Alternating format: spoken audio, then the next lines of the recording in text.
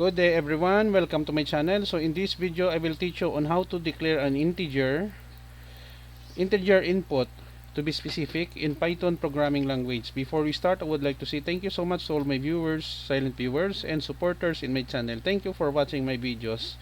If you are new with my channel and then you like this video, please hit the like button. Don't forget to share, and please support my channel guys by clicking the subscribe button. So let's begin.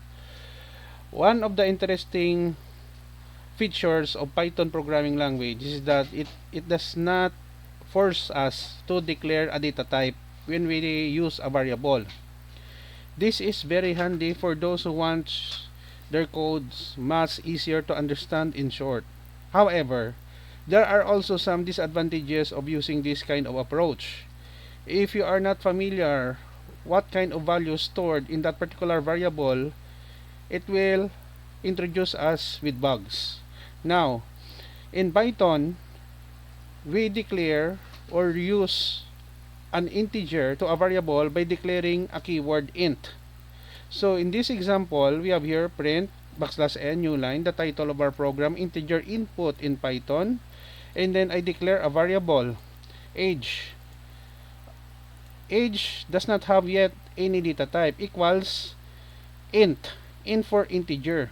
So anyone that are new in computer programming, when we say integer, it is a type of data type that can only accept 0, positive and negative numbers, that is whole numbers. There are no decimal places. Input, what is your age? Basically, the input keyword will only accept string or character. In order for our program to accept a value that will be converted automatically into integer, we will be enclose the command input with int for integer.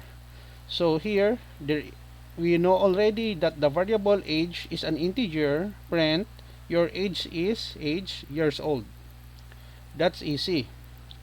One of the tips that I can share with you guys is that writing programs in Python, we can use shorter codes and then we can achieve the same result that we wrote in other programming languages like C, C++, or even Java or other programming languages. Now let us run our code. Let us go to our PyCharm. Right click, integer.py is the name of our program. Click run integer. The name of our program is integer.py. Enter integer input in Python. What is your age? Let's say 45. Your age is 45 years old. Another example.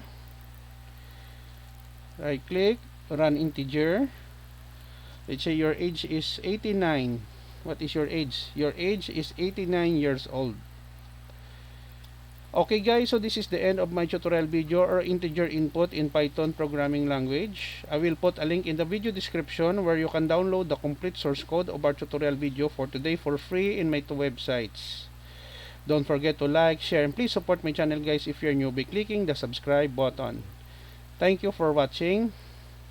See you in the next video tutorial guys. This is your friend Jake saying bye bye for now.